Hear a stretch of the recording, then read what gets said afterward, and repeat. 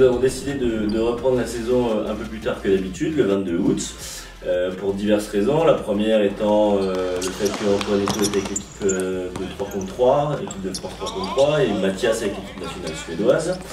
Et puis deuxième raison qui vient du coach Savo et qui a complètement raison dans le sens où la saison est super longue et pour éviter une certaine forme de monotonie, de travailler trop longtemps, reprendre un peu plus tard, ça va aussi permettre à tout le monde d'avoir les esprits libérés et clairs et prêts pour travailler. Donc voilà, c'était un choix un petit peu différent des années d'avant. Je pense que ça se justifie par plein de choses, notamment le fait qu'on a pu travailler au complet directement, plutôt que de commencer 2 semaines plus tôt, mais de reprendre à chaque fois à zéro avec le retour de l'un puis le retour de l'autre. Donc avec ce choix de reprendre un peu plus tard, on englobe en gros la Coupe de France et la Leaders Cup dans la fin de notre préparation. Ça veut surtout pas dire qu'on veut pas les jouer, au contraire, mais ça veut dire qu'on va essayer de continuer de travailler sur ces matchs-là pour pouvoir être prêt à la première journée de championnat le 14 octobre. Parce que l'objectif prioritaire de l'équipe et du staff, c'est d'être premier à la fin de la saison régulière. Donc voilà, on a fait le pari, ou si on peut appeler ça un pari, de reprendre plus tard et d'englober cette Leaders Cup. Et donc c'est 4 matchs plus le match de Coupe de France, donc ça fait 5 avec les matchs de préparation qu'on a pu avoir depuis le début de saison.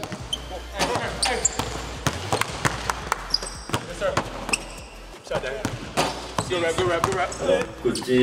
côté basket, cette pré-saison sert notamment à essayer de créer un lien entre les joueurs, un esprit d'équipe, parce que bon, ils savent tous jouer au basket. Après, le fait de créer justement ce lien et cet esprit d'équipe va permettre sur des matchs compliqués, surtout dans les matchs où on n'est pas très bien, de retrouver un élan, si je puis me permettre de dire, avec des joueurs qui ne vont rien lâcher parce qu'ils vont essayer de se battre l'un pour l'autre et les uns pour les autres. Et c'est ce qu'on a pu remarquer déjà au fil des différents matchs amicaux qu'on a pu avoir, notamment contre Fribourg où on était à moins 10 points à 2 minutes et on arrive à arracher l'égalisation à la fin du temps réglementaire et plus près contre Saint-Chamond où au contraire là on a pris beaucoup d'avance à la mi-temps, ils sont revenus au contact, ils sont revenus à égalité, mais on a réussi à trouver cette intensité, cette envie pour gagner le match. Donc je pense que là l'esprit d'équipe est en train de se créer et ça va être le plus important sur la durée d'une saison complète.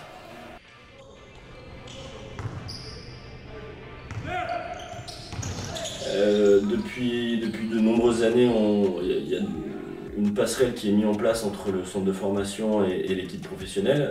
Ça permet aussi de justifier du bon travail de notre centre de formation depuis des années. Et on essaye au maximum d'intégrer le plus tôt possible des jeunes pour les préparer au mieux à intégrer à part entière l'équipe professionnelle. Ce qu'on a pu voir avec Citraca sur la saison passée.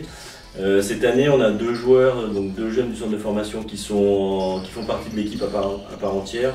On a Kishon Georges qui a un poste 1-2 et de nationalité suisse. Et nous avons Christopher Manerlax qui a un poste 5, un peu un profil à Mathias Le Sort, donc que tout le monde connaît bien. Donc voilà, c'est des jeunes qui s'entraînent régulièrement avec nous, notamment sur les parties collectives. Parce que pour les travails individuels, Romain fait de l'excellent travail avec eux, donc voilà. Et grâce, on va dire, malheureusement à la blessure de Samir, nous avons pu voir Kishon lors du match de Aix-Maurienne. Il a pu saisir sa chance et montrer tout le talent qu'il peut avoir. Donc voilà, je pense que c'est des jeunes qui doivent être prêts à saisir leur chance à un moment donné dans la saison. Donc Kishon l'a déjà saisi avec la blessure de début de saison de Samir. Christopher fait de très bons entraînements avec nous, donc je pense qu'il aura également sa chance. Et puis derrière, on aura une place pour un 3e ou 4e du centre de formation qui va tourner en fonction des résultats du centre, de leur implication évidemment, de leurs résultats scolaires et notamment de leur travail avec Romain. Et voilà, on est ouvert à accueillir le plus de jeunes possible. Coach Savo a l'habitude de donner la chance à des jeunes, il l'a fait notamment avec Hugo Benitez à Bourg. Donc voilà, on est généralement entre 12 et 13 à l'entraînement collectif. Donc les après-midi généralement, sauf quand on s'entraîne qu'une fois, et dans ce cas-là, ils viennent dès le matin.